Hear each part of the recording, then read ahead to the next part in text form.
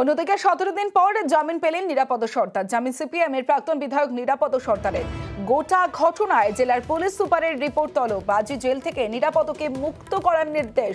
আজ জেল মুক্ত না হলে আদালত অবমাননার নোটিশ, এমনই মন্তব্য করেছেন বিচারপতি সিপিএম এর প্রাক্তন বিধায়ককে জামিন ডিভিশন বেঞ্চে।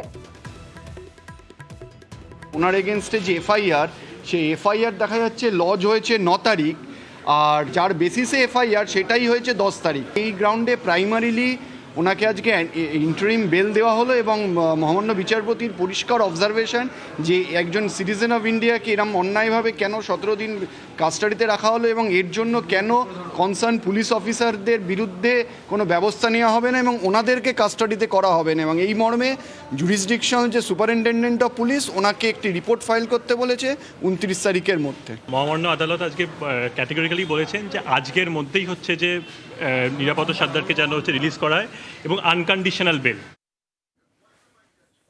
আদালতকে অসংখ্য ধন্যবাদ। আমাদের বিচার ব্যবস্থার উপরে সম্পূর্ণ আস্থা রেখে বলছি, আমাদের বিশ্বাস ছিল যে অন্যায়টা হয়েছিল ওনার উপরে, সেই অন্যায়টার আজকের সঠিক বিচারটা আমরা পেয়েছি। সত্যের জয় হলো। এটা সম্পূর্ণ রাজনৈতিক প্রতিহিংসার প্রতিফলন। ওনাকে থামিয়ে দেওয়ার জন্য এবং মানুষের হয়ে কথা বলাটাকে বন্ধ করার জন্য এটা করা হয়েছিল। আমাদের লড়াইটা যেভাবে চলছে পার্টির পক্ষ থেকে, এটা জারি থাকবে, সবসময় মানুষের পাশে থাকবে।